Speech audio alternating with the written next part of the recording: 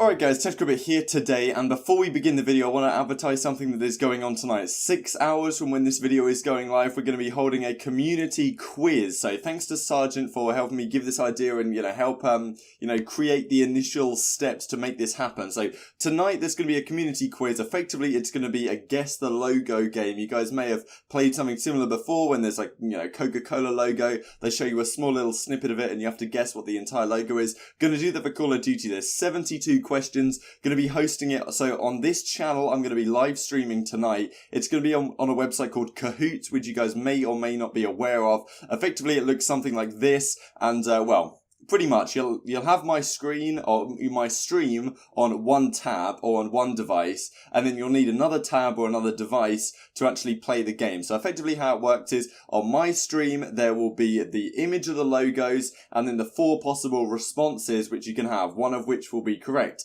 On your phone you can type in the game pin and you'll type in a nickname which will be your YouTube name or your Twitter @ or something like that. So if you happen to win, then I can give you credit and I can gas you up on Twitter, all that good stuff. So yeah, you'll do that, and then on your phone or on another tab you'll have 4 different options which will be different colours, and you can choose which of those corresponds to the correct answer when you see on my stream. So there'll be a little bit of a delay, but there should be about 15 seconds which you have to respond. So there's 72 questions, so it'll probably last in the region of half an hour. Of course, any feedback is, that's why I'd like you guys to take part if you can, if you're available, so that, we get some feedback on how to do it better next time. Could also do this thing for like trivia. It doesn't have to be logos. Can do it for like trivia things with 4 different possible responses. So should be a good time. Hope you guys tune in. It is going to be at these times tonight. So 11 p.m. GMT or 11 p.m. BST, sorry, which means 3 p.m. Pacific time, 6 p.m. Eastern time, and midnight if you're in Central Europe. So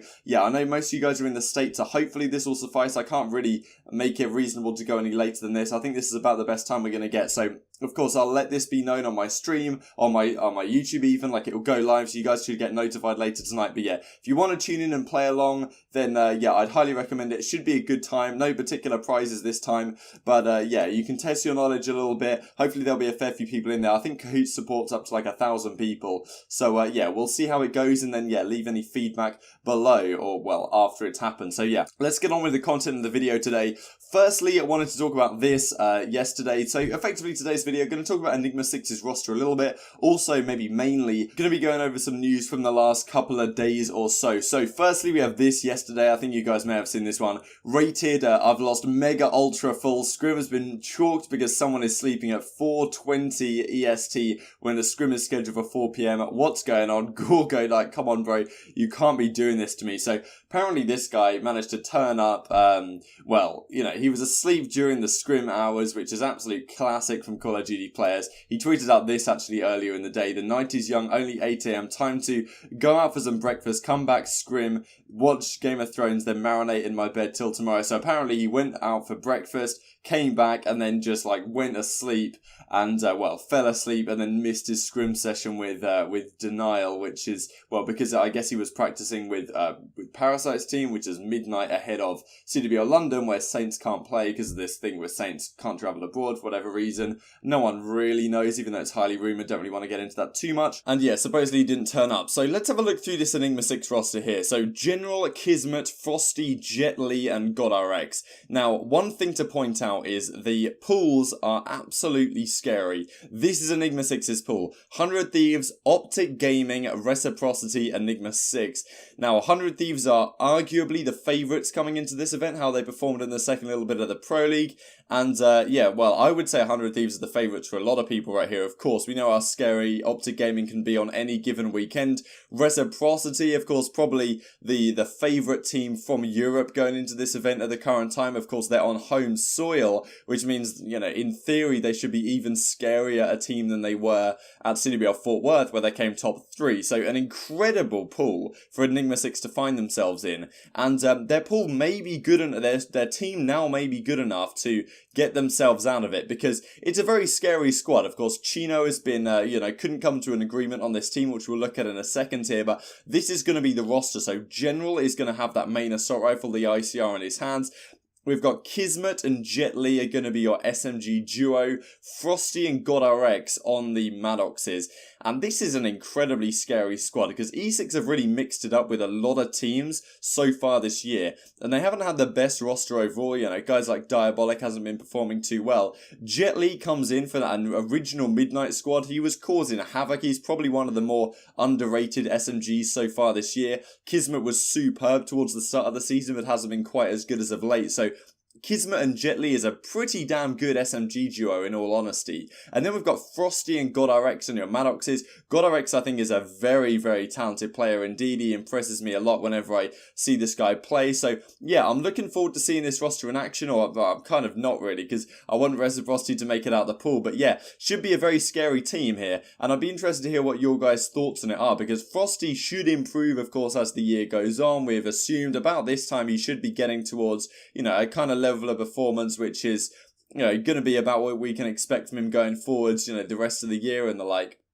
Having had many games now to get accustomed, of course, a former Halo World Champion, if you guys aren't aware. GodRx, of course, was the substitute on this Evil Geniuses team, never got his shot, so now he's on Enigma6. General's family owns the team, so he's never going to go anywhere, but has been a very competent main AR in the past. And then we have Kismet, who's been really good, and Jet Li. Now, maybe they felt like on the old team, Kismet, maybe his pacing was a little bit too fast for some of the rest of the guys. Pairing him with Jet Li could be his ideal match in terms of that SMG duo. So I honestly think this team is very, very scary right now, and I like it a lot. Of course, that does mean that Chino is out the team. If any league teams need one or looking for a substitute, let me know. It's a difficult situation for guys like Chino and also guys like BZ that was on the UYU team as a substitute, because when you're a main assault rifle, it's difficult to be a substitute because there's only really one player you can replace on the team. You know, a more versatile player would be preferred as a substitute, which is what UYU have done. So for everyone hating on E6 or any of the players, please stop. I still have a lot of respect for them and wish them the best. This is what he said on the subreddit. I wouldn't say I was dropped, just couldn't come to terms on an agreement because that happens. It's business. I wish them the best, honestly. It was a great time playing with them and for E6. Appreciate that so much, man. Thank you. And he also says the following. So there's this comment from Why You Really Suck, and well, I don't want to go through the whole thing, but yeah. Change roles to accommodate for me. I ran a Maddox thrust when I was told to and used an ICR when I was told to, basically by General. Nobody accommodated anything for me. I know how good I am and I know for a fact what I can do, so get that nonsense out of here. Great stuff from Money Gene. And yeah, we have the following from UYU, therefore. Moving on from the Enigma6 roster, be interested to hear your thoughts on it. How do you feel that pool A is going to go? Because it's probably one of the scariest set of pools that we've ever seen in Call of Duty history, to be honest. UYU, please welcome Zaptius as our Call of Duty World League substitute. So this guy, I hope at some point he gets a chance to come onto the team, because UYU squad, their assault rifle line is very solid. They've got well, Methods and Parzelion, a very, very solid AR line. Then you've got Mayhem, and then your SMGs now are Proto and Royalty. So I think the team maybe thought that, okay, we get Zaptius in, he can be another guy that can replace one of the SMG talents. Of course, Beezy isn't really going to be doing anything on the bench because he's not going to be replacing Methods or Parzelion, is he, anytime soon. So Zaptius is a guy that apparently has had some health problems recently, but I think those have been cleared up, which is obviously a great sign because he's an incredibly talented player. I forget what team he was on at World War II Champs, but he had some really spectacular clips against, I'm pretty sure they played Vitality at one point, and he nearly clutched up back-to-back rounds or something ridiculous against the guys on Vitality. Forget exactly what the name of the team was, but I remember it kind of vividly. It was on London Docks, you guys may remember. Tommy had to clutch a 1v1 against Zap in game 5 round 11, I think, to even get them through to the next round.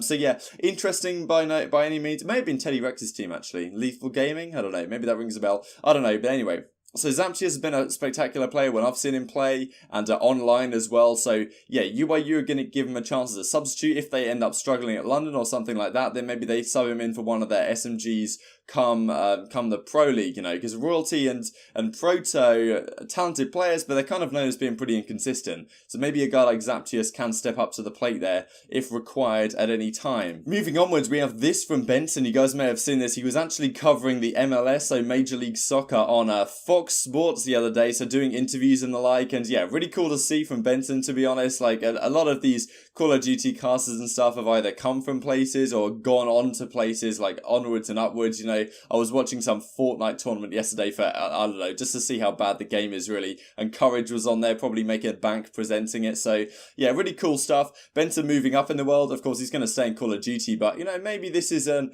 opportunity he can exploit more towards the future, because I thought he was very good when he was doing this. And yeah, then we have the following. I don't know if you guys saw this, but apparently Midnight was streaming against E United, and then there was this whole situation of Clayster telling Parasite not to shoot his teammate's body. Parasite was kind of riling them up, and then Clay and Pristini were losing full a bit on the timeline. Of course, you guys will have different perspectives on this depending on which side you happen to take, whether you think that Pristini and Clayster were just baiting, or like just didn't care at all or whatever. But you know, at the end of the day, like, it's just, this guy just shooting bodies, man. Like, you can't get mad about this stuff. I don't know why Clay tweets about stuff like this, and then a few minutes later he'll tweet something like, oh, I'm just kidding, just crying, like, I'm crying, bro, or whatever. It's like, I mean, if you didn't care, you wouldn't have tweeted about it in the first place. This guy's just shooting bodies in a scrim. Like, I don't even see why that riles anybody up. Maybe I'm wrong on this one. I'm sure you guys will have your thoughts, but I thought it was interesting anyway. Like, what is Pristini saying to Parasite here? Just superb stuff. Like, I mean, Pristini's last win was in, what, Infinite Warfare, when Gunless hard carried them at Atlanta, so I mean, it is what it is. Like, Parasite's a world champion after all. And then, yeah, Pristini tweets this out, so yeah, obviously Pristini doesn't care and doesn't care at all. Like, it's just banter, lads. And yeah, well, it's kind of funny because on Reddit there was a thread about this. Pristini was getting downvoted into oblivion. So yeah, a bit of a circle jerk going on, because you guys can read through this if you would like at the to finish up the video here. And yeah, he does another post in just a second. So after this one, you trying to imply you aren't emotional? Let me just ask the chair you smashed last year. It's a pretty funny gif, actually. And Pristini says, no, not at all. I was sarcastic in that comment, yes, but I'm passionate about COD. Ain't nothing wrong with that. I love the competition, and losing stinks. Minus 63 points. So yeah, superb stuff. And well, you know, it seems like Pristini and Clayster have made themselves a little bit of an enemy here on Reddit in terms of, well, what's happened here over the last couple of days or so. So yeah, the circle jerk seems pretty heavy right now. Maybe it's justified, maybe it's not, but even still, things like this always create storylines going into CWL London, how maybe people are thinking Pristini, I feel like E United, I fancy other teams over them here because they've been saying something on Twitter I don't like, so maybe there'll be a nice little rivalry we can get in the Twitch chat, because of course, Pool C is unbelievably deadly. Evil Geniuses is yet to announce yet, but I'm pretty sure it's going to be Attach. Hang on, let me get this right. Attach, Exotic, J-Cap, Apathy, and Phantoms, I think, is rumoured to be the squad.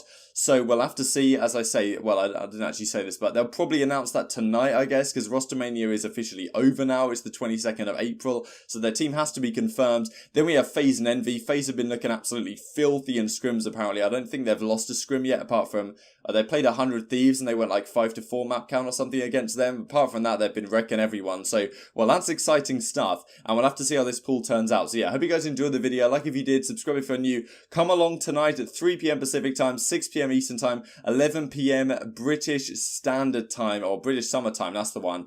And yeah, so yeah, hope you guys enjoy it. Community quiz, come along, play along, and should be a good time. So like if you enjoyed, subscribe if you're new as always. Thank you guys so much for watching as always, and I will see you next time. Search and destroy. Defend the objectives.